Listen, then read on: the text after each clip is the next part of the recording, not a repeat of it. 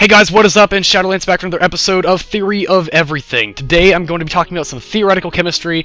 Yes, this is theoretical, and no, it has not even come close to being plausible or realistic, but it's a cool concept and idea. Keep in mind the word theory means that it isn't widely accepted, or isn't actually plausible, and it's just interesting to think about.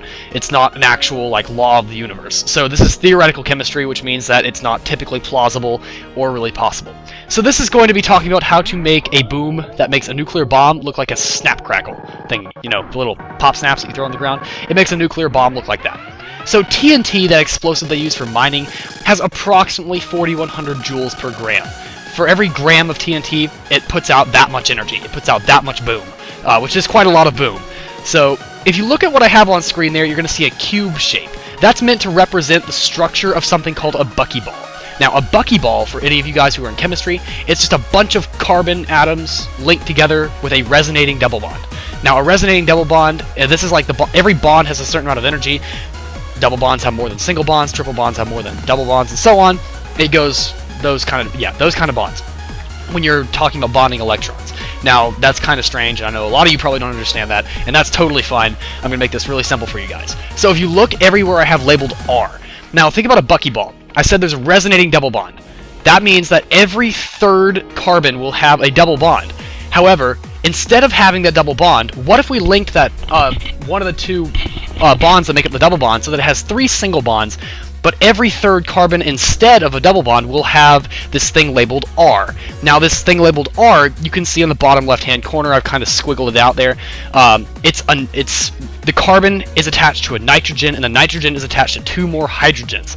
So that means an R is meant to represent the nitrogen and two hydrogens attached, so I just kind of made it easier for you guys to think about there. So if you think about it, I did the math for all of the different bonds that you'd have. And then we took the, on the left-hand side, you can see where we did the math, and found out the number of joules it would take to make that. Now, if you look down below there, and by the way, if you look below the cubicle thing, the cube thing, you can see how the bonds are labeled and how it matches up like that, how you would be trading one of the double bonds with the nitrogen-hydrogen bonds.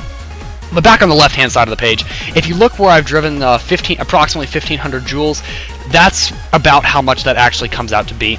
And then if you look below that, that's 384 grams per mole. That's the actual overall, that's how much it is. If you don't know what a mole is, I suggest you look it up because you will hear it at some point in your life, regardless of whether you're a chemistry major, minor, or just studying it in high school.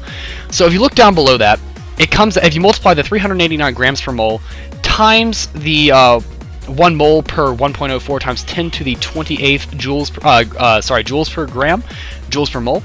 Off to the right, when the math is done, that's 2.7 times 10 to the 25th joules per gram. That's a lot. That's a whole lot. Remember TNT? That was 4,100 joules per gram. That was a lot of boom. Now this thing, 2.7 times 10 to the 25th. In fact, I will quickly do the math. Let's see. Calculator 7. 1, 2, 3, 4, 5, 6, 7, 8, 9, 10, 11, 12, 13, 14, 15, 16, 17, 18, 19, 20, 21, 22, 23, 24, divided by 4,100.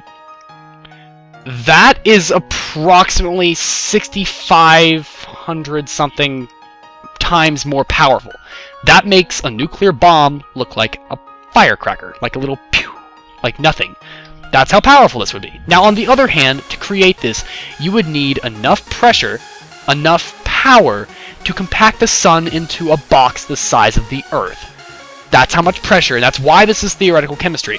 Now, for all you guys who are actually out there thinking, wait a second, some of this doesn't make sense, I'm using analogies to make it simpler for people who aren't as smart as you. So, I'm trying to make this simple for everyone who is not big into chemistry, to make it simple. So that's just basically an analogy that can tell you how powerful this thing is. That's basically all I want to talk about. If you guys want to know a little more, buckyballs are basically the things that are, it's considered to be one of the strongest things in existence, like hardest to break. Kind of like a diamond is with hardness, but something more about breaking. That's how difficult a buckyball is to break. And now, if you were to make it easier to break by removing that resonating double bond, removing some of that energy to make something else, that just means that when you break that, it goes boom. And lots of boom. So anyway, that's just something I thought you guys would find interesting. Thank you guys for watching. Please rate, comment, subscribe. Please check out more Theory of Everything with Shadowlands, and I will have more coming out. I usually do 1 or 2 of these episodes a week. So I will see you guys in the next episode. Shadowlands out.